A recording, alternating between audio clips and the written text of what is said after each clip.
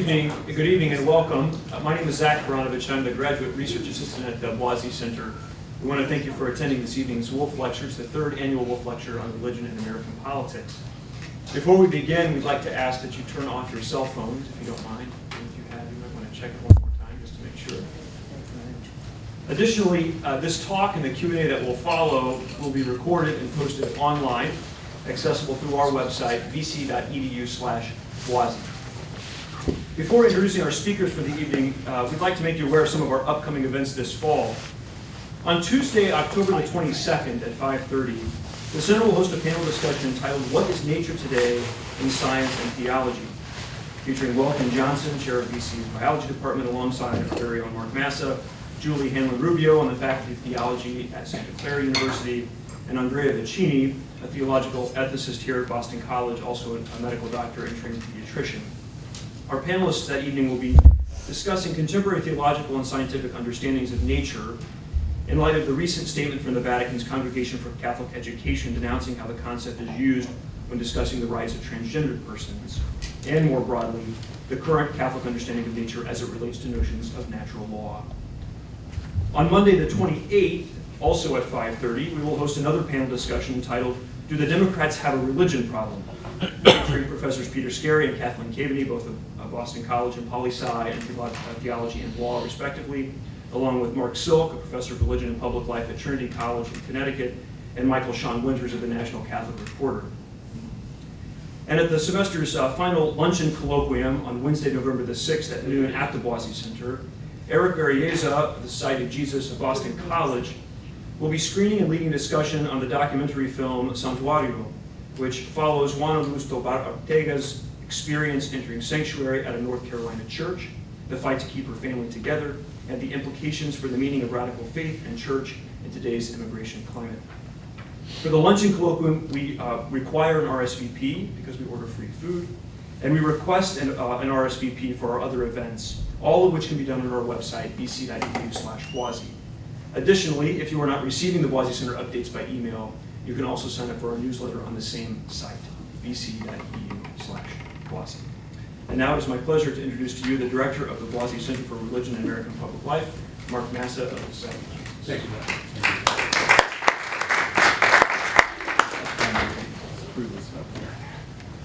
Warm welcome to all of you to the Wolfe Lecture. This lecture is an annual event. We have, in honor of my immediate predecessor, Alan Wolfe, and we're especially interested and excited about tonight's lecture, which is entitled Learning How to Hope, Reviving Democracy Through Schools and Civil Society.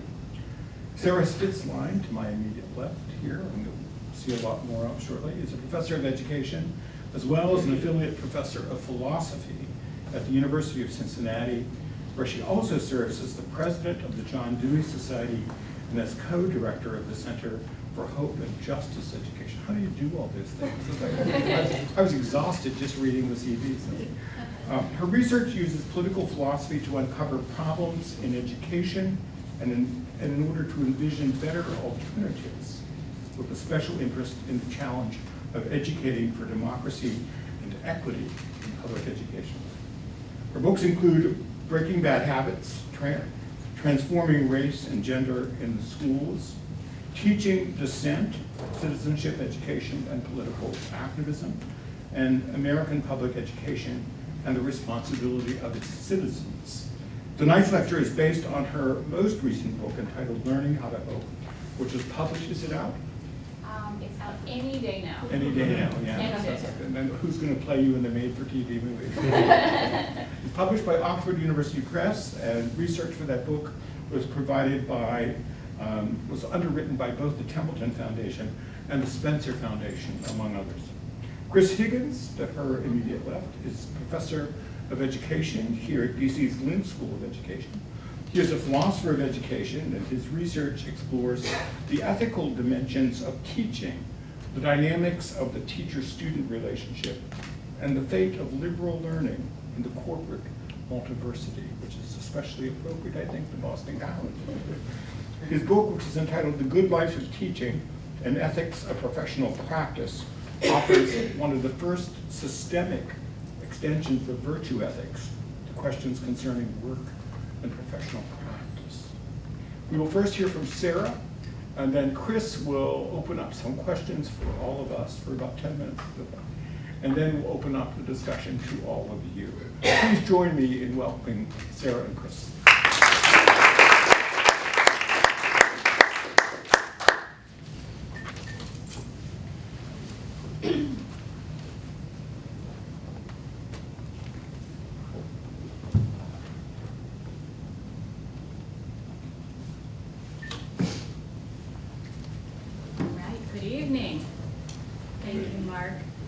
My pleasure to be here this evening. Let me make sure I've got my technology all set here how I need it first.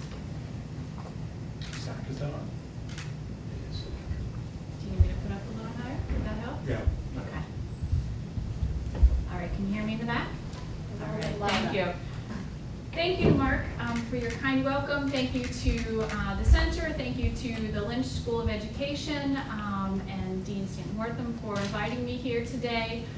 It's my pleasure to be here. I was joking earlier with Zach and some others. I've been past Boston College. I've never actually stopped at Boston College. You see, I'm a longtime marathon runner, and our favorite race in the world just happens to run right by here. So I thank you for years of cheerleading as I go past and need that extra help past Heartbreak Hill and in this general area. So I'm happy to be back and actually stopping for a while to enjoy my time here. And thank you also to Zach and Susan for helping to coordinate my visit. So it's a good time to be talking about hope in the United States as we kick off the next 2020 presidential election and as we deal with continued fallout from significant shifts in 2008 and in 2016 and how our polarized citizenry experiences both hope and despair. During the presidential election in 2008, Barack Obama had, as he called it, the audacity to hope. And although I had been a longtime Republican and was then in a new courtship, we'll call it, with Democrats, I got swept up in that hope. Many of us from our homes, from our couches, we happily endorsed this hope campaign of Obama. Some of us got those iconic hope t-shirts. Others of us took steps to implement his campaign or aspects of his vision, and a newspaper photographer caught me doing just that on Martin Luther King Day in January of 2009. My ex-husband and I, or actually this is me in the big faux fur hood, carrying this sign that says "Believe." I didn't make this sign. I went to this event. The new president had called for a National Day of Service on Martin Luther King Day, and someone handed me this sign. And the newspaper photographer quickly took a picture, and I just kind of smiled and went on about my day. Within a few months of this picture, doubt began to set in, and I found myself taking a seat back on the couch, naively content to believe, here's that sign, that things would get better. And many of my millennial peers who had been shouting, "Yes, we can," began to feel frustrated by polarized spin and rather slow and inefficient change from our White House. And at the end of Obama's presidency, on the heels of a contentious election in 2016, and of course now as our new 2020 election heats up, many of us, especially on the left, are wondering, hey, what happened to hope? And at the same time, some on the right who celebrated Trump's election, perhaps some of these folks in this picture, and certainly many of my Midwest farming family who are strong lifetime Republicans, are starting to see that their hopes also may not be fulfilled. While talking on the phone recently with my father, he's a lifetime Republican, a Trump voter, he said, I'm starting to not feel hopeful about anyone anymore. The problem here is that the form of hope that we boast during campaign seasons and in our election year conversations doesn't involve sustained action. During the campaign, hope is a pretty passive thing for those of us who are couch supporters or t-shirt wearers. A person had hope but didn't do anything about it beyond just casting a ballot. So I'm going to start today by briefly taking stock of some of the current conditions that relate to hopelessness here in America. And I want to focus on hopelessness as it relates to democracy rather than just in our personal lives, where we certainly know that unfortunately despair is growing. We see rising rates of suicide, opioid addiction, and more, especially amongst our current college students, Generation Z. So Generation Z is 1996 and after, those born in 96 and after. Generation Z reports the highest rates of loneliness. And loneliness certainly leads people to feel disconnected from other citizens and from political life. Unfortunately, these are conditions where hope is struggling. A recent survey from the World Value Survey, given out every year to democratic citizens across the world, not just the United States, finds that citizens have become more cynical about the value of democracy as a political system, less hopeful that anything they do might influence public policy, and more willing to express support for authoritarian alternatives. This is alarming to me. These citizens have increasingly withdrawn from democratic participation, whether that's through formal institutions or alternatives in the public or civic sphere, so things like getting involved in organizations or participating in a movement or in a protest. And there's likely a lot of factors that are contributing to this current state of despair. First, we know that a lot of recent American political candidates have run on messages of hope, so of course Obama, and yet those visions of hope have often failed to be fulfilled in reality, so kind of crushing those heightened expectations of citizens. And in the case of both Obama and President Trump, increasingly we see citizens placing their hope directly in the leader himself, almost as if he's some sort of messianic figure that they can believe in and count on. Second, we know that structural violence and inequality have really wreaked havoc on hope. In some cases, it's rendered hope exhausting. Marginalized citizens being told, just, never give up, keep at it, keep on hoping. That somehow they have to earn and keep trying to earn a better life for themselves despite stagnant, harmful practices of racism and inequality in our society. Third, I want to suggest that citizenship in America has increasingly become centered on personal responsibility, on entrepreneurship, and on private success. So we see historical accounts of rugged individualism, that American pick yourself up by the bootstraps mentality, teaming up with new calls to educate children in grit. And for those of you who come over from the School of Education, you know that we increasingly even test kids for just how gritty they are.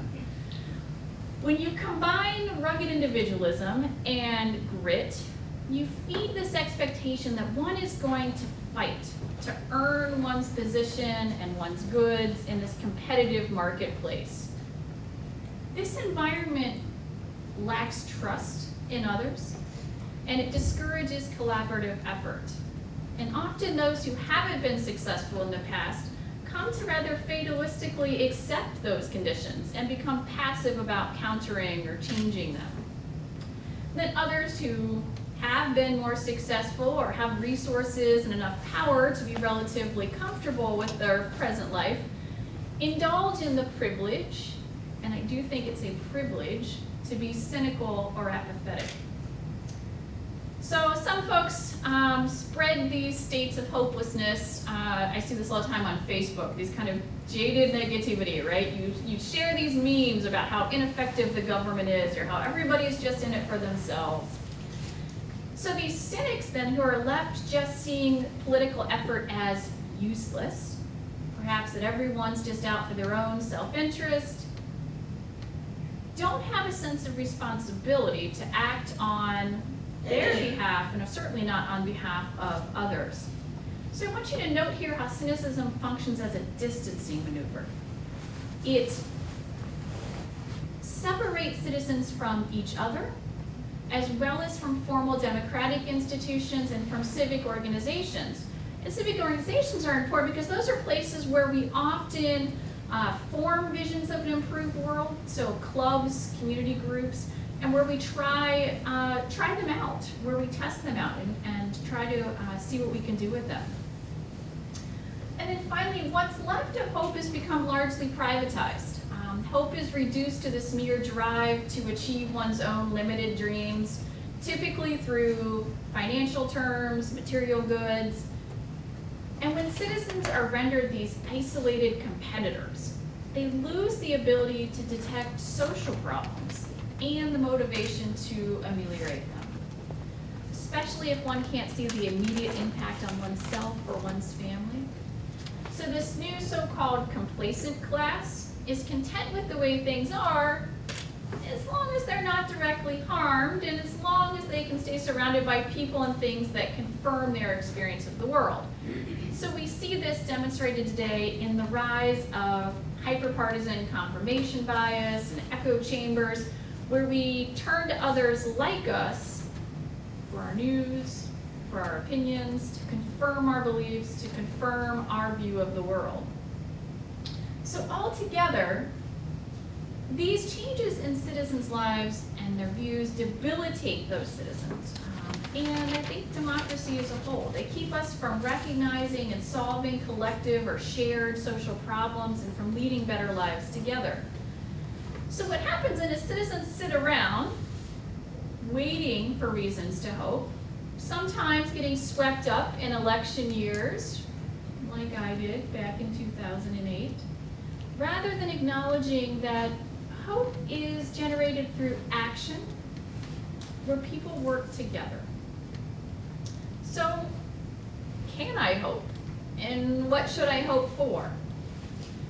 The answer to these questions is shaped by both our political environment and our educational experiences. We aren't born with ready-made hopes. Rather, we shape them through our interactions with others, our families, our churches, our communities, and as we learn about the world around us. And of course, other people play an important role in that process, especially through institutions like schools and churches, where we learn about what others value, what others care about. But despite this, we often see hope described in very individualist terms. We tend to talk about it if it's something that just lives within one person's emotions or their experiences. So, for example, theologians who have been talking about hope for a long time tend to describe an individual's faith in a deity who's going to act on his or her behalf. So you put your hope into this deity. And I know many of you in the room probably have studied some of this within your own theology. Certainly Christian scholars, St. Thomas Aquinas, Joseph Godfrey, as well as Jewish scholars like Alan Middleman have been writing about these for some time. Other traditions also use this kind of individualist take. Philosophers, for example, tend to describe hope as if it's just an individual's desire, this is the dull philosophy definition, an individual's desire for an outcome that is uncertain. And then you have psychologists. We have a whole field called positive psychology. These are people who study hope and happiness and other wonderful things. They tend to describe hope as an individual's use of willpower and what they call way power, the how-to part, to achieve clear aims, often in the distant future. This is where a lot of the grit literature comes out of, this positive psychology work. But this sort of individualist understanding of hope, it fails to encapsulate the full process of hoping and its impact on democracy. So my goal today is to figure out how we might revive democracy, how we might keep it healthy. I want to start by saying what hope is, why it matters to democracy, and how we might teach it in our universities, in our K-12 schools, and in our civil society. So I'm going to start by offering a pragmatist account of hope. And I want to show how it helps us better attend to some of the current problems we're facing in our political environment, perhaps giving us some directions as we move through this 2020 election and beyond. So pragmatism. Mark tipped my hat that I'm president of the John Dewey Society. So John Dewey is one of our country's most influential pragmatists, and I'm kind of the nerd at the helm of his fan club, if you will. I know that pragmatism is likely a philosophy unfamiliar to many of you in the room today, so bear with me as I lay this out. A lot of my students even roll their eyes when they hear this coming, so hang with me for a second. Pragmatism is a philosophy that started here in the United States with strong roots right here in New England. If there's such a thing as the American spirit, I think pragmatism captures it well. It's about facing difficult realities and responding with hard work and ingenuity and a vision of a better life ahead. It begins with those real, muddy, mucky, challenging, difficult situations that we find ourselves in. And it brings together reflection and action so that we can change that environment to better align with our needs and our desires. I want to say a little bit more about how this happens. And the first part is inquiry. Hope often arises within the midst of despair. When we're in despair, we're struggling to figure out how to move forward. We've lost our way. We're stuck in a rut. When those moments occur, pragmatists say we should turn to inquiry, the empirical method, the scientific method, to help us explore those situations, to consider possible solutions, to test out those solutions, to see what works to move us forward. It's that empirical inquiry that helps us to understand and act upon and change our environment so that we can get out of that rut, so we can move forward through that challenging situation. Now, notably, you already start to see that this method combats that stagnation of fatalism. It urges us to formulate and try out new solutions. A second component of pragmatist hope is growth. We grow when we apply what we learn from our inquiry to create new ways to smoothly move forward into the future, so from one activity to the next. The problem is we tend to think of growth as only progression towards some specific outcome. So maybe, getting your BC degree. But this way of thinking tends to put all of the emphasis on that static endpoint rather than focusing on the process of growing as itself educative or worthwhile. So instead, pragmatism suggests not moving neatly and linearly in some clearly defined march toward a far-off objective. Instead, it describes trajectories that are much more complicated. As changes occur in our environment, as we hit new bumps in the road, new hiccups along the way, we have to inquire into those moments of uncertainty, develop new hypotheses about our situations, and revise those aims. So John Dewey and other pragmatists work with what they call ends in view. These are relatively close, feasible goals rather than those overarching final endpoints in a distant future, the kinds of things that we tend to see in calling for teaching grit today. Those ends in view, they guide our decisions, they guide our hypotheses along the way. They keep us resourceful and attuned to what's going on in our world today rather than just having that vision so far out that we lose sight of what's going on around us. And then with each of those fulfilled ends in view, we sustain our hope. We highlight meaningful headway that we've made, and they guides us and directs us toward further action. The third and perhaps biggest component of pragmatist hope is meliorism. Pragmatists, as I said, recognize the difficulty of present circumstances, but they approach them practically. This isn't pie-in-the-sky idealism sort of talk. This is about what works, what can we do. They call for thoughtful action, believing that our world, our circumstances can be improved. So what meliorism is this belief that if you look historically, there is significant evidence that shows us that we can make things better through our effort, through our work together. So unlike simple optimists, pragmatists don't hold out that the situation's necessarily going to work out for the best. Here I'm reminded again of my sign, just said believe. But rather, People have to make efforts to contribute to better outcomes. These efforts, though, are rarely undertaken alone. This isn't kind of Lone Ranger sort of work. Instead, they're tied to others who are working together to solve problems. So meliorism is not a belief in inevitable progress. It's a call to human action, especially in the midst of struggle. So this photo that I'm sharing with you here, this is the rug that was in the Oval Office for President Obama. And Martin Luther King here is enshrined on the office floor with a phrase that he actually borrowed from Theodore Parker. It says, "The arc of the moral universe is long, but it bends toward justice."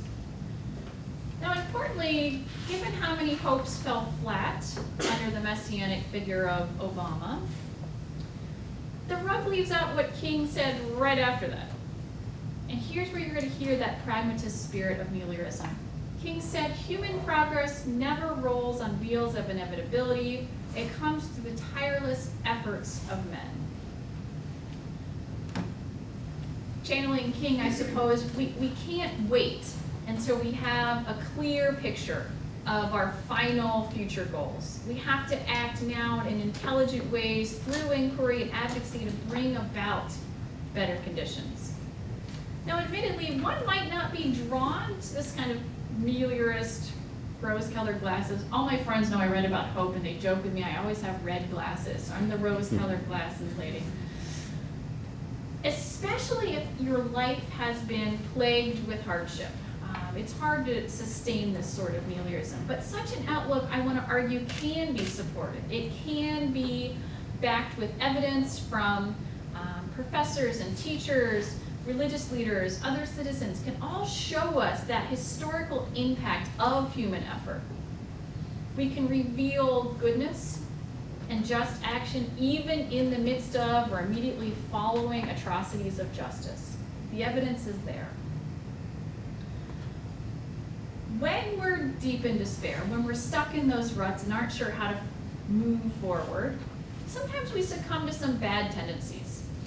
Things like cynicism and apathy, things that keep our lives stagnant and fail to keep up with that changing world around us.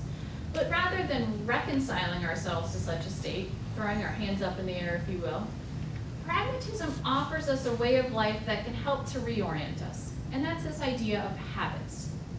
Most of us think of habits as these dull routines that we repeat day in, day out.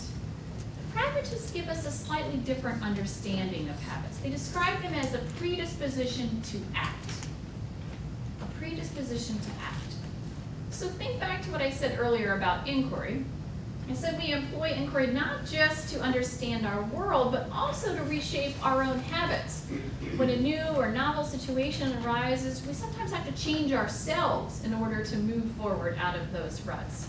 And it's that intellectual aspect of habits that we can reflect on them and change them that keeps them elastic and growing. So they're not these kind of dull routines that we might describe them as. And even when we carry out our habits in seemingly independent ways, Mark might do one thing, Zach does another, the process of inquiry and growth and our development of habits within schools and communities and churches, that unites us with the affairs of others. So here's one of my main claims for today. I'm going to argue that hope as a set of habits is most essentially a disposition toward possibility. A disposition toward change for the betterment of oneself and often others. Now, today a lot of citizens proclaim they do or do not have hope, as though it's like an object that you hold. It tends to be something you kind of picture passively just being held. You either have it or you lose it. Pragmatist habits of hope, however, are better understood as a verb, hoping, an ongoing activity. Pragmatist hope is a way of overcoming the paralysis of pessimism that we see today by bringing together our proclivities and our intelligent reflection to motivate one to act. It's a way that we project ourselves forward toward a better future, positioning us toward action. Hope helps us envision the desired future, but it has to come practically out of our conditions and our knowledge of the past.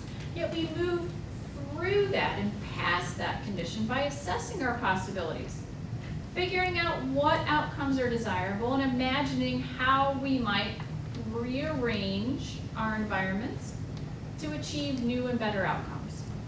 So we see imagination and courage and agency all working hand in hand here. Now this emphasis on agency and action, these words you're hearing again and again, suggests that people just shouldn't be standing idly by. Certainly we see a lot of folks doing this today in the face of some pretty significant social and political problems.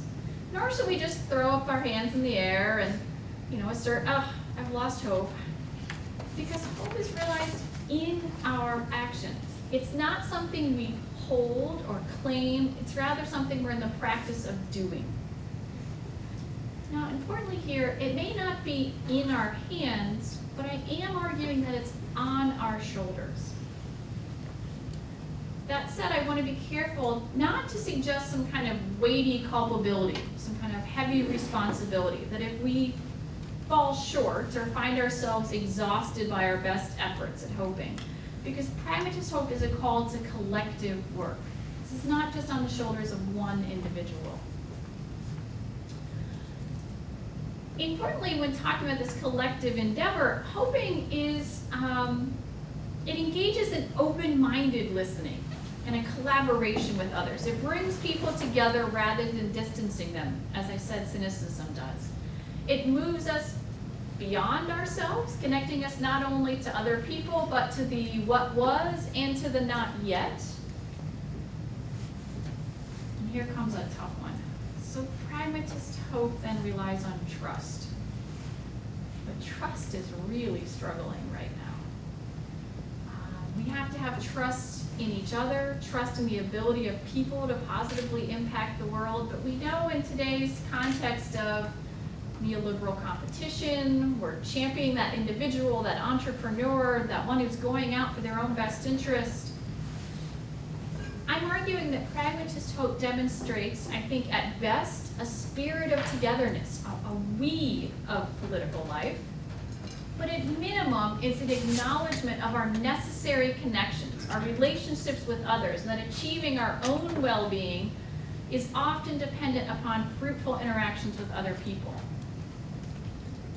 So conceding the limitations of our own agency, we're ushered into trusting others. Hoping together can help people build trust, can help people build a commitment to each other. It's the forming of that kind of we, that mutual care through hoping, that can help reaffirm the value of democracy, the value of shared political life, the value of freedom, all in the face of that call for autocratic rulers that we saw in the World Values Survey. Now, we know our contemporary American democracy is plagued with a lot of problems. Apathy, distrust of others, civic disengagement. Pragmatist hope is pushing us into the fray of those problems, goading us to trust in others and to take action alongside them. So pragmatist hope is shifting our identity from perhaps that more self-serving individual to belonging to that collective we. And such an identity enables citizens to better detect social problems, better able to recognize their mutual stake in them, rather than just passively or cynically sitting by. But hope is not all about happiness. This is my favorite slide today. If we look outside in America right now, we see a lot of upset people taking to the streets in protest.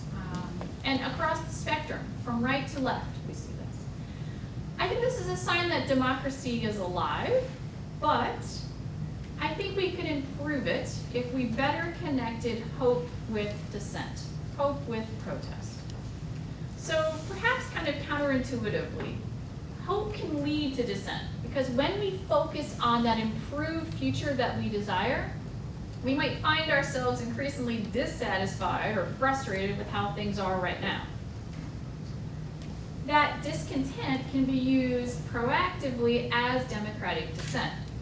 So this is the kind of dissent that not only expresses dissatisfaction, but helps others to see the problem. So think consciousness raising here. And then puts forward solutions to be discussed and tested. So unlike cynicism, that's not going to put forward some kind of solution, just going to point out the problem. These are those Facebook memes I was talking about earlier, right? Kind of make fun of it, but not actually try to make any effort to put forward something in its stead. Dissent here is mobilizing action. It's engaging democracy to imagine and work toward a better future. Turning to an authoritarian strongman, Trump perhaps, may be something we resort to when we don't personally feel effective in achieving the world we want. Yet it's another way that we resign our agency, that we hand over our power to someone else. Instead, dissent is a way to take those struggles and those frustrations of our citizens seriously and to give citizens agency in addressing them. It enables those struggling citizens to name their problems, to call for collective work, and to engage in action rather than just resigning to that negativity or the paralysis of despair. So through this hoping, this verb, this action together, we build our resolve, we build our courage to change and improve the world around us. And when we hope alongside other people, we're bolstered when we face disappointment and obstacles and failures along the way. So I'm arguing that this practice of shared hoping binds us together. Hope matters to democracy because shared hoping and the content of what we hope, our objectives or objects of hope, those tie communities together. So hoping for the same sorts of goals entails a joint commitment that gives our connections substance and direction.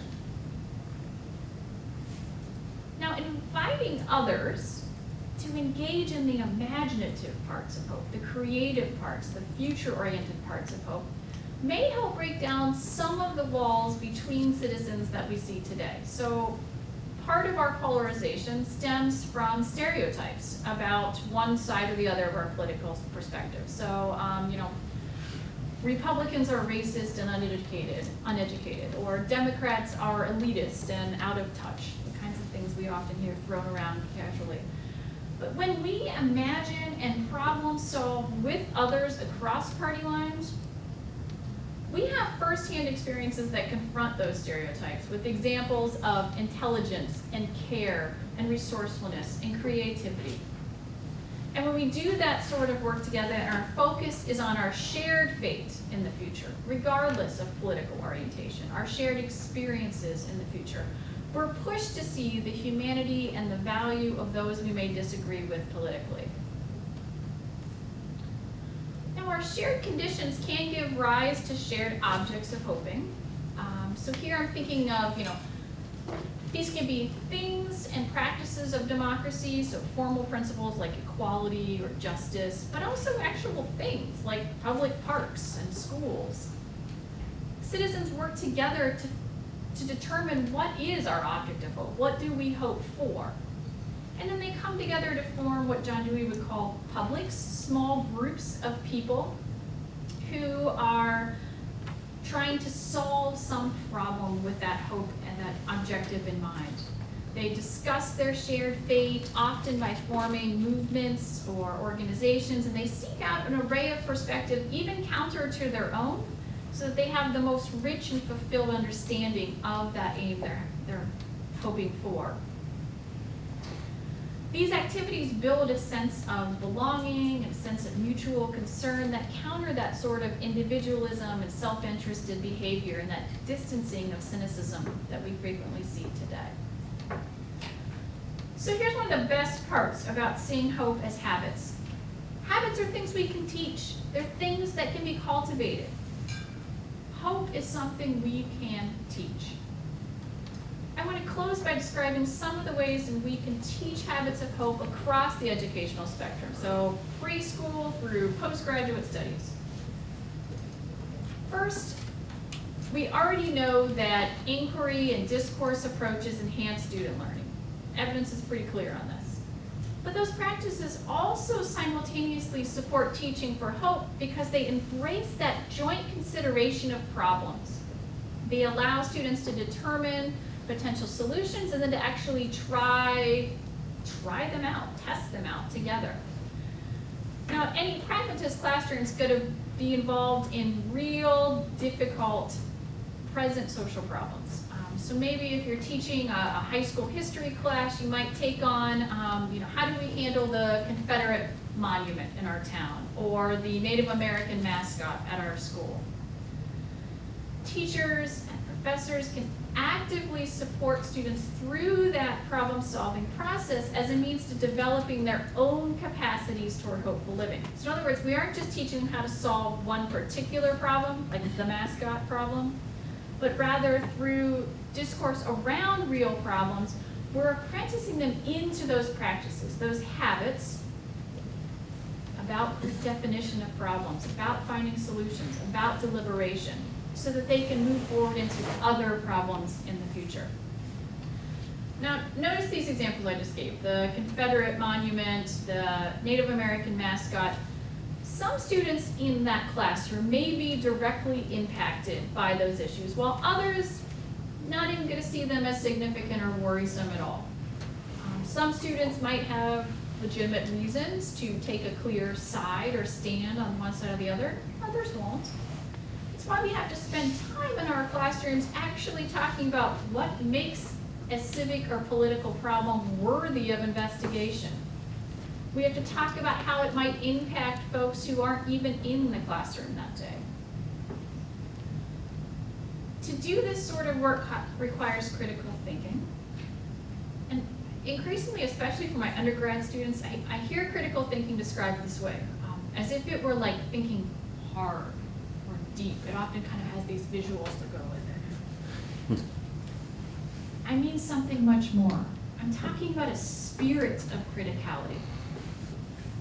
A spirit of criticality where we are asking questions about power, we're interrogating power, we're identifying injustice, we're asserting principles of democracy.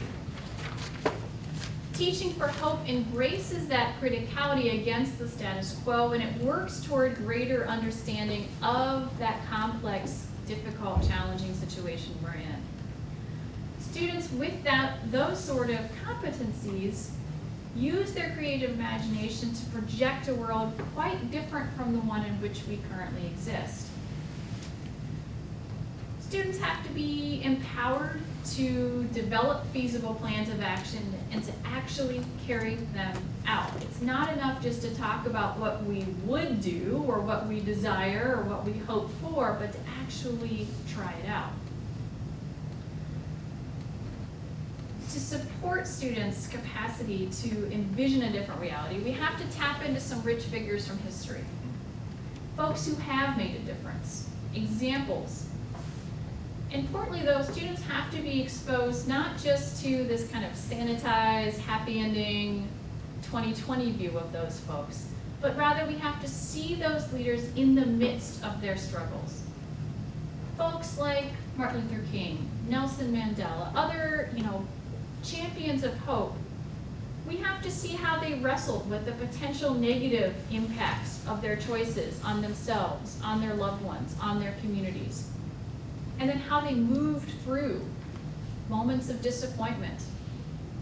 We have to grapple with their real thoughts of some of the most admirable, hopeful people we know, so that others who are learning to be hopers can have some guidance on how to make it through those challenging moments. I'm thinking here of just a couple of weeks ago, my son, who's 7 years old, was reading this biography of Martin Luther King, and he excitedly told me, Mommy, Martin Luther King won the Nobel Peace Prize. I said, I know, that's wonderful. I said, does your book tell you where he was when he found out he won the award?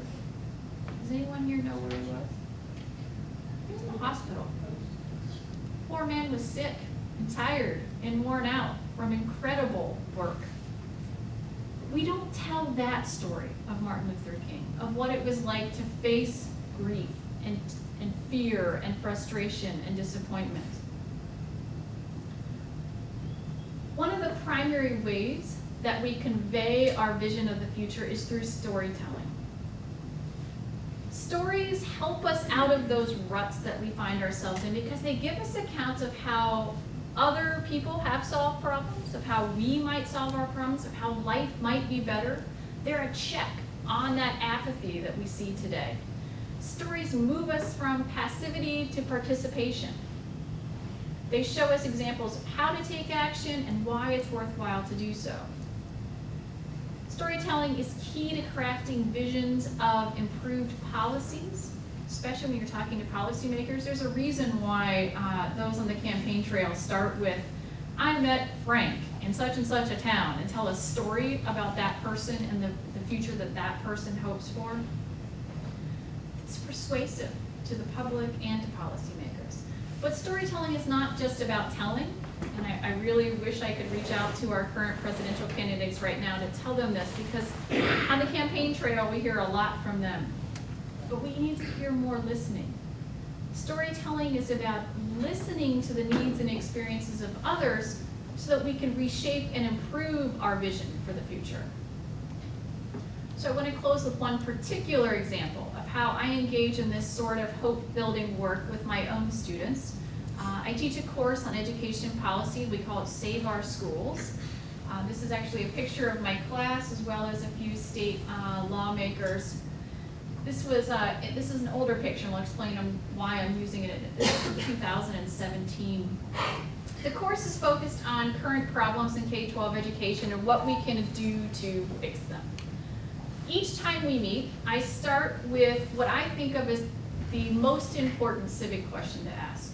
What should we do? What should we do? I borrow this, my friend Peter Levine here in Tufts University in Boston asked this question. This is a question that engages the pragmatist spirit of hope as a collective orientation toward action and possibility. And from the start of the course, I get students out into the community and I put them in the role of a listener. They're assigned to do interviews with teachers, with school administrators, principals, to find out what's going well, what's not, what's been tried, what should we try. Then the students integrate themselves into the community. They partner with local nonprofits, community groups, churches, who are all addressing an array of education-related issues. So things from, after-school enrichment programs to child homelessness that all impact school performance. There, they're working across party lines, across world experiences to push themselves to come up with competing perspectives on the issues at hand. As they start to formulate visions for how things can be better. In this picture, it's hard to see from the back, but you can actually see the topics they've chosen on the screen behind them. The first one's preschool literacy, one is about reducing state testing of students. They come back in the classroom from those experiences, and I arm them with historical understanding. How did we arrive at these struggles today?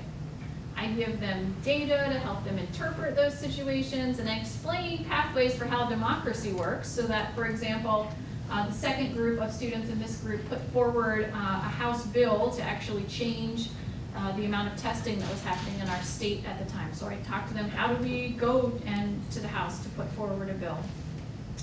I'm guiding them through that process of inquiry and problem solving. Then they write letters to the editor. Here they're honing that skill of storytelling, of argumentation, of dissent, so that they can reach out to others outside of our class to join them in their efforts to change and improve these schools. And then finally, they present their ideas for change, in other words, their specific hopes for the future, to a panel of state legislators who talk with them about next steps for implementation and policy making and more. I'm really proud to say these proposals have had a significant impact. For example, in Cincinnati now in 2020, we have universal preschool for all children with the express purpose of raising our literacy rates. Key in that were these students in this class. This approach scaffolds political hope.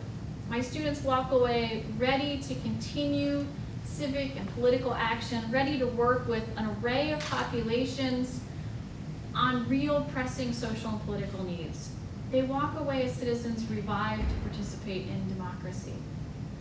I think these approaches to teaching hope are especially well aligned with trends we see in Generation Z, so those in our colleges and in our high schools today.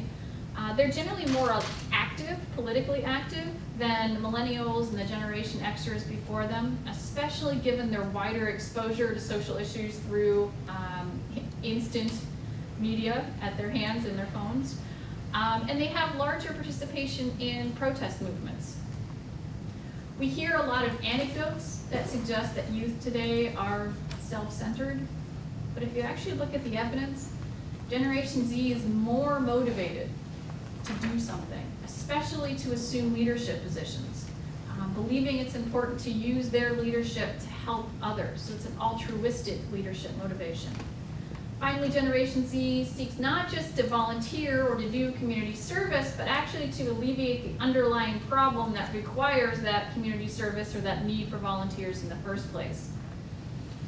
As a result, that project-based learning and that authentic action civics fits well with those aims.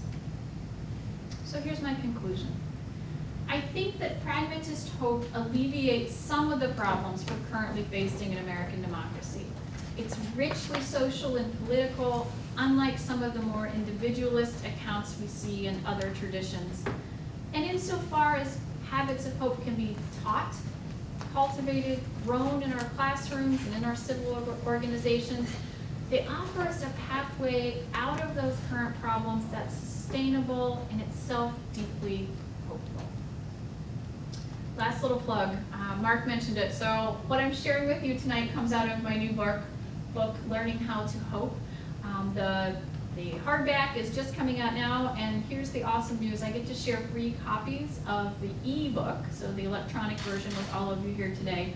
I'm going to send around a little flyer so you'll know how to access that through Oxford University Press's website. It's open access, so free for everyone. If you prefer a paper copy, you can get a discounted one through the flyer, but there is a free one available online. So thank you.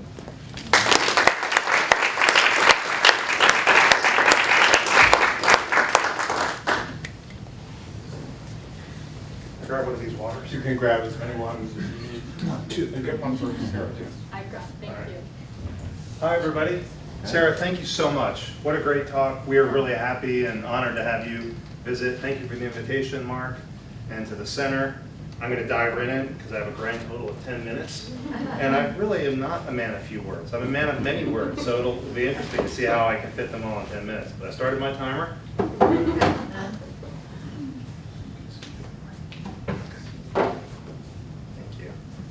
All right, so let me start by, since there was a lot there, let me start by reviewing what Sarah's offered us. Then I want to pose some confusions, concerns, and try to focus those into questions. So she's offered us these three different contributions tonight.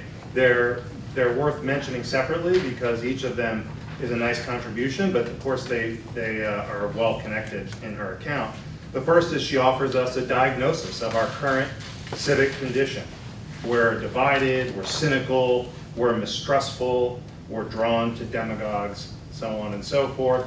And what I like about this account is the way in which she underlines the importance of social hope in our lives.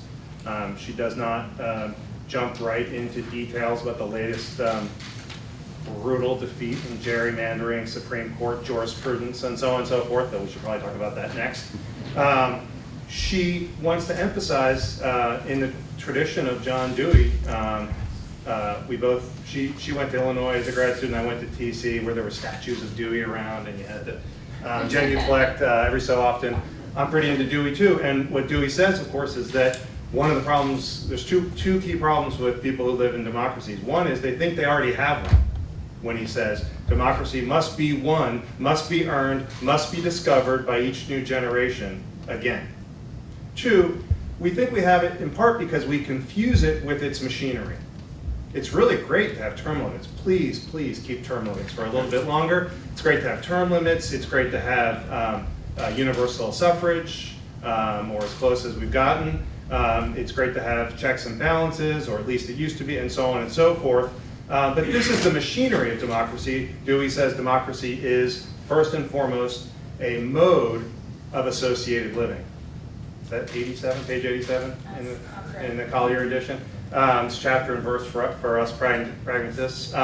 It's a mode of associated living. If you don't have this ethos, a democratic ethos, it really doesn't matter. I mean, it'd be nice to have non-hackable software in our voting booths. I'm all for some technical solutions, but what makes democracy fly is that ethos, that set of relationships, practices, dispositions, modes of communicating across difference, and so on and so forth. She reminds us of this even as she's offering us a diagnosis of the kind of tough spot we're in right now. Number two, she offers an account of hope. It's a pragmatist account of hope. It has advantages over some of its rivals. It's an account of hope. It's active as opposed to, it's found in activity as opposed to, for example, just a passive emotion we may or may not be lucky enough to feel. It's collective, not individualistic. It's rational in addition to being emotive. It's not purely an emotion. It involves things like inquiry, as she stressed. It's meliorist. It doesn't overpromise utopias. It's meliorist. And this account of hope, which she develops in great detail in her book, which you're going to be able to check out for free, that's cool. That gives me hope about the future of hope. You should look at it in greater detail. But those are the basic outlines of her account of hope, which, as I said, has advantages over some common ones out there. And then finally, she gives us an account, an introduction to some ideas about how we could inculcate habits of hope in society, and in particular, as you focused in formal education settings. But I know you know, as a good Deweyan, schooling is one small part of education writ large, but it's the part you focused on. Okay, so at least 3 interesting, interrelated contributions. Thank you very much. Now let me try to do my job, which is to probe them, try to give us some questions to launch this discussion. So one quick concern or question I had is I was a little confused about your claim that part of our condition is that hope is privatized. And maybe here you're vacillating a little bit between sort of some accounts of hope in academic literature that are individualistic or the way we live. In any case, it seemed possibly in tension with your own account of where we're at, which is getting swept up in the euphoria of campaigns, right?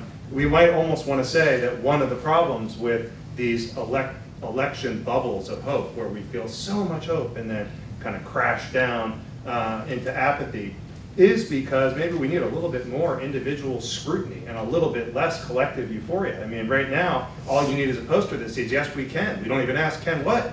It just sounds really good, and the graphic design is excellent. Go for it. Or drain the swamp, as if, you know? So what we need are maybe fewer slogans and collective euphoria. Maybe we need some individual dispositions to counter this. I wasn't quite sure whether you were right that hope is privatized and individualized. Maybe it's all too much like a herd instinct right now. Number 2, I wanted to look a little further at this idea that it seems like your main story is that hope is missing in the contemporary scene. And at one point you speak of despair.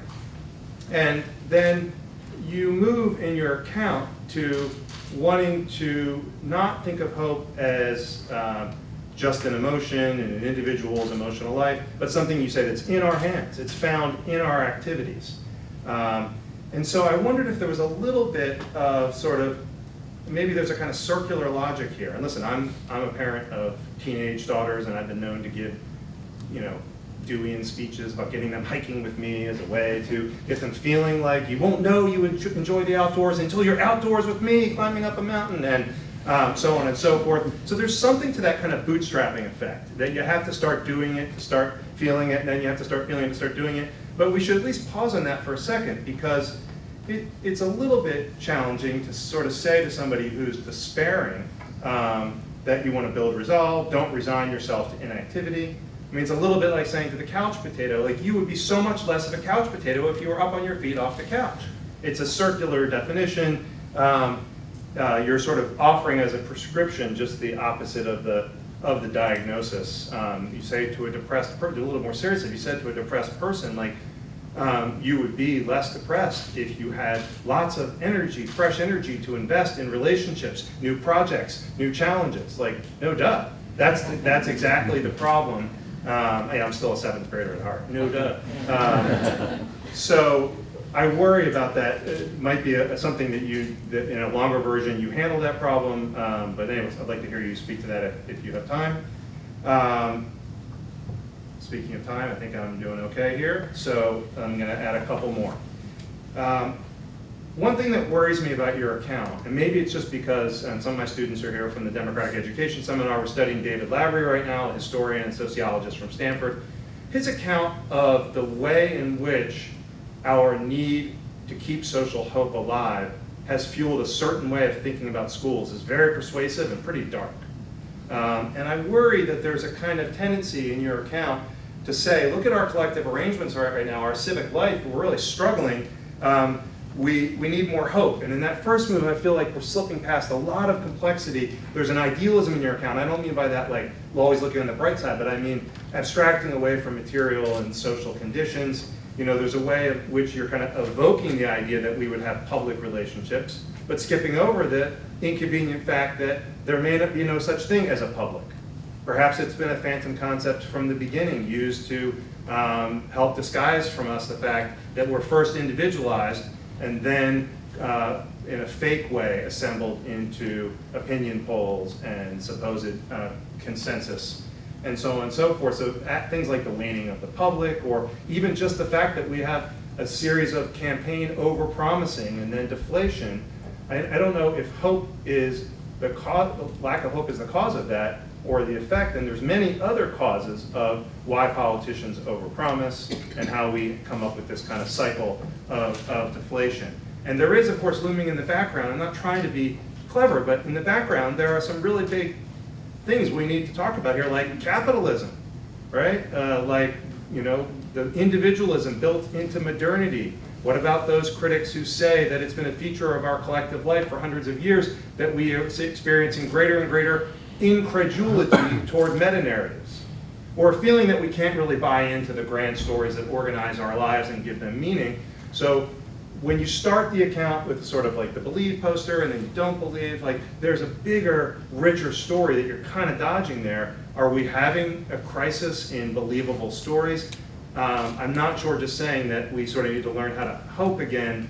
That sounds a little bit again like telling the couch potato to get off the couch, and I think to do your full job, maybe it's a multi-volume set, you're going to have to tackle some of these deeper roots of hopelessness, of inability, of lack of conviction, and so on and so forth. The Lavery point I mentioned is this, in one sentence. The Lavery point is that we have a history of overburdening schools with an ever broader mandate. We have tended to imagine schools as the great lever of social change, as an outside to society and economy. But all you have to do is read a great book from actually a colleague of ours. They went to grad school together, David Blacker's The Falling Rate of Learning and the Neoliberal Endgame. I think he makes a pretty darn good case that education's closer to the tail of the economic dog than it is an outside of political economy that we can use to lever ourselves back into something like non-individual competitiveness. I mean, I like your description that we're all a bunch of individual competitors, but there's deep roots there, and we're talking about capitalism, we're talking about modernity, and if we lay this all at the school's doorstep, we may be actually contributing to one of the cycles of deflation where we say to the school, in addition to academic learning, could you also take on social learning, emotional learning? Oh, by the way, vaccines, safe driving, and every other thing under the sun, because it seems to be our only imagined source of change, perhaps because we believe if we get them when they're young, human beings are still malleable. And that kind of, it's an extreme form of hope that may then lead us to say, oh, the schools have failed us again. So I worry a little bit. You've added one more big thing to the mandate where schools already feel somewhat overburdened and perhaps pulled in too many different directions. So those are somewhere between lectures, challenges, and questions. I'll let you sort out which was which, and we'll open it up to the group, and thank you very much. Thank you. I'm going to address one of those, and then we'll call on the group here, see if anybody, either from Chris's seminar or We'll probably have questions about this. Is there one of these you would like to address? Well, start where you left off. So I think I do worry that am I asking too much of teachers and too much of schools? I hadn't thought of it in terms of how you just said it, where this may lead us up to then see the schools as failing in yet another regard because they have yet, not sustained this hope. That said, I do think that this can be more integrated into a school's curriculum than some kind of like overtly political endeavor that's on top of everything that they're learning. So I think if you're teaching, my ex-husband that you saw in the picture there, we're still quite close, it's not weird. He's a high school English teacher, and recently I was talking to him, I said, what unit are you working on now in your class? And he said, oh, we're doing utopias. And I was thinking about what a rich moment that was to talk about the power of storytelling for envisioning different futures and for what it can reveal about current problems, et cetera. So I do think it can be a little bit more integrated. I don't want it to just seem additive on top of what we're already asking, but still, your point stands that, the burden is great on our schools.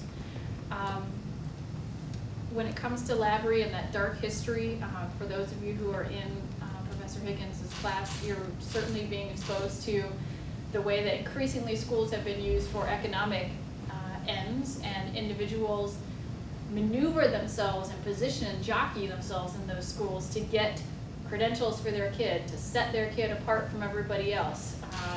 I recently saw on Facebook some friends talking about how they had to get their preschooler into just the right school because otherwise, they couldn't get into Harvard, that kind of talk, right? Yeah. So this, I have to do a better job of taking into account that reality, but I also think part of what I'm saying is to putting forward of counter narratives. The shifting of the narrative from the economic motivation of schools to a more political understanding of what schools do. So reframing them as a we the people, as a political endeavor of perfecting our democracy, of perfecting our Constitution. That it's not just about the individual going after something, that it's about groups of people figuring out how to live together well and justly and as a democracy. So I'm trying to think about how we shift those narratives. Thank you for bringing that up and for all your comments. Any questions from you? No, one thing for me is missing is, especially with the children, for all of us, is do we teach them about why you should vote and how you should vote? Because so many Americans don't vote, and I think that's a big problem for me, especially for women not to vote, when I think of how the women suffered to get us to vote. Mm-hmm. And I can't imagine that any woman in the United States would not vote. But I think that would be, something that children, maybe from the time they're little, that idea of voting. Because we have a small percentage of people that vote in our country. And I think that's an important thing. It is, and certainly to help them understand the power of the Absolutely. vote, but also that the power of voting is not just an individual endeavor.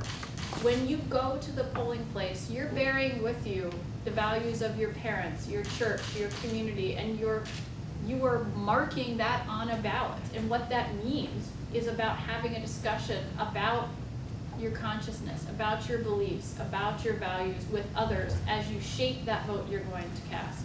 And then not actually following through on that puts you in a weird position relative to democracy. People say if you can't vote, then you can't complain about the outcome. There's, that's said in a kind of a offhanded kind of way, but there's something to that children need to learn about their responsibility and the power it brings, but also what happens if you choose not to engage, and what is your role in society after that. Rick? Thank you for your talk very much. I wanted to get into the question of hope for what, hope to what end? And if you're speaking about hope as a disposition toward the possibility of motivating citizens to improve their lives, I think that we are facing a condition where we are hoping for very different things in this society, and people, some of whom are acting on behalf of visions of the good that are deeply abusive of other people's visions of the good. And I wonder how your way of the sort of pragmatism underlying this deals with the sort of nature and extent of our the good that we hope for, because that certainly has got to be, I mean, to your point that Chris made, the democracy, and Dewey's point, I assume you are on board with also, the democracy isn't just a lever or a mechanism, but it's a culture. But again, that culture needs content as well. And if we are, if to take a different version of a political ethos around, you mentioned theologians, maybe Augustine or someone would speak about the Commonwealth as a sense of shared loves. You know, what is it that we're loving that we want to get to? And are you offering something that you're attaching yourself to, or do you feel like it's enough for us to want something together to be, is that enough? It's a wonderful question, thank you. I'm not saying it's enough, but I'm saying that that practice of hoping together is significant in terms of how we shape our identity as a hoper, as a citizen of democracy who cares about the well-being of ourselves and others. But you're right that there is a point when we've got to have some content behind that. The what do we hope for? What are the objects and objectives of our hope? And I mean, we can look historically to see that there are certain patterns, right? There are certain values of democracy that withstand the test of time. But we can also see right now that we have folks in different camps who hope for vastly different things. The Dewey in me wants to respond that sometimes those camps are too closed. They're too bounded. And what they're missing is the perspective of those in the other camp. I don't want to suggest they're always directly competing, but for whom the hopes of this group might somehow harm the hope of this group or the well-being of this group, or overlook or jeopardize the well-being of these folks. So there's something about we're not only hoping for different things, but we're not hearing each other about how our hopes are potentially harming those on the other side.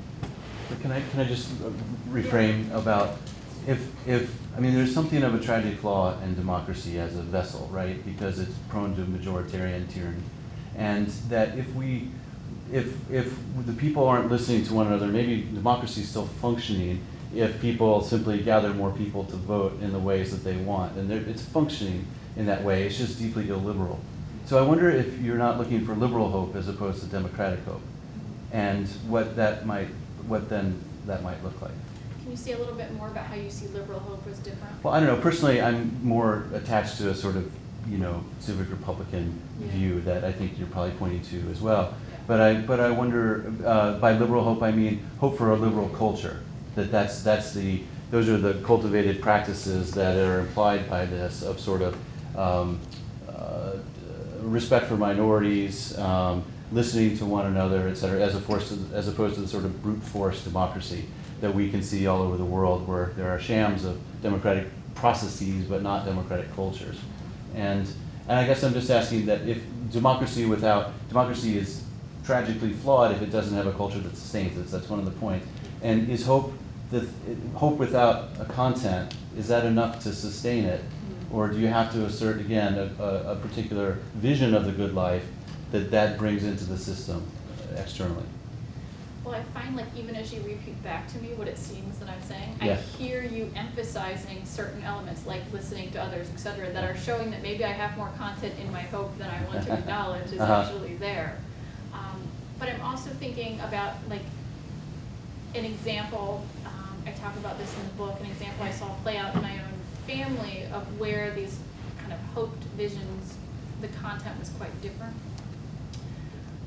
So when the Green New Deal was released at the beginning of 2019, I mentioned being a Midwest farmer's daughter, so my Republican farming family, and I have 30 aunts and uncles who all farm together, livestock and crops, were outraged upon reading the Green New Deal because they took it as a personal slap not acknowledging their stewardship of the earth and of animals, and all that they felt they had done over the years to improve their farming practices to be more green, more sustainable, etc., even though some on the left might say that they are factory farms or, you know, other kinds of words. So what happened is, after this came out, folks in the farming communities were kind of shaking their heads going, have these folks never been to our farms? Have they never seen us? Have they never talked to us? Do they know anything about what we're doing? So these little, and I'm going to call them publics in the Deweyan sense, started to form. So farm bureaus came together. If you don't know what the Farm Bureau is, the Farm Bureau has a local deliberative body. They meet once a month to talk about some hot topic in farming. You meet in people's homes. These home groups started forming to talk about how do we respond. And what their feeling was is that the folks who were authoring the Green New Deal simply didn't know about what farmers were currently doing. And so the vision that the farmers held wasn't actually all that far off from what the Green New Deal held. But when they cast each other as opponents, they started realizing that their pictures drew further away rather than coming together. And so what you started to see was state and the National Farm Bureau then came out with these statements to kind of show how we're actually aligned, and then by bringing their perspectives farther together, they could actually come to share the same hopes, even through what seemed to be very different political takes on them. So I think that was an example of, you know, those competing visions, but also the practice of participatory democracy, certainly not the aggregate of, you know, fighting kind of democracy that you were describing. But Yeah, just throw it out there. that's interesting. Yeah, thank you. Sure. Any other questions? Yes. You mentioned that without hope, we're probably feeling cynicism and despair, but I think we're feeling fear. I think the diminishment of hope today, a lot of people start their sentences with, you know, I'm afraid that so-and-so will get elected, or, you know, that's, I don't know what your thoughts are about that. I haven't really thought of them as like opposites. I'm trying to think about when we don't have hope, are we more susceptible to fear? I have to say I have to think a little bit more on that, because often I think fear arises when we can't see the future and security into the future. So I'm trying to think about how that relates to those moments where I'm saying despair is kind of like getting stuck in a rut. So is it a similar kind of experience of being in that moment? Certainly. You mentioned courage at one point. I don't know if that would. I did. And I think it's the courage to move forward through that experience. So maybe fear is in there. I mean, I'll share with you, I landed on the plane this afternoon, turn on my phone, and I get a news feed update. And the first thing that came up was Turkey advancing across into Syria. And it was fear that I felt. It was fear of, here we go again. Here's more lives, more war, more fighting. And so in that moment, I'm not sure where hope was for me in that moment of feeling fear of seeing that happen. I'll share one other example where I was really pushed, because I just mentioned the plane, to realize that when hope is beyond our action. So I was on a plane from Cincinnati to Detroit last summer, where I encountered the worst turbulence I've ever experienced in my life. So it's straight out of a movie. I mean, people were flying up and hitting their heads on the ceiling in the plane, luggage was everywhere. There was literally blood dripping from the ceiling of the plane. People had, you know, cracked their heads on it. It was really bad. And I am just shaking and frightened. This woman I don't know beside me is clinging to my body. Like, she thinks we're going down, and she is terrified. And we landed. There was a man sitting on the other side of me. He said, I'm a, you know, diamond medallion, whatever, member, and I've been through this before. You know, he's trying to assure everyone around him that we'll get down safely. And we land, and I'm then supposed to connect to Germany. I did not want to get on that plane. I was so frightened. And I realized it was a moment when my fear was so strong because I couldn't do anything. So I'm very much talking about hope as an action. All I could do at that moment was perhaps pray, but I couldn't do anything to change the weather. I couldn't do anything to help the pilot. I couldn't do anything to change the plane. And that was the moment where I realized that I couldn't overcome that fear with hope. But what I could do was will myself onto the next plane. So I got onto that plane, still crying, called my husband who was on like the 7th hole, and he's like, "What? Why are you crying?" As he's teeing off, and I said, "I nearly died." And I'm talking to the man beside me, and he, assuming that I'm a mother of a young child crying and moving my child, I felt afraid, or I felt embarrassed to tell him I was afraid. And I thought that alone was revealing, that I felt like in this moment of willing myself, I also had to check my own personal fear and not share it with someone else. So as you ask me that question, I'm reflecting back to what that tells me about potential limitations, is the way I see hope.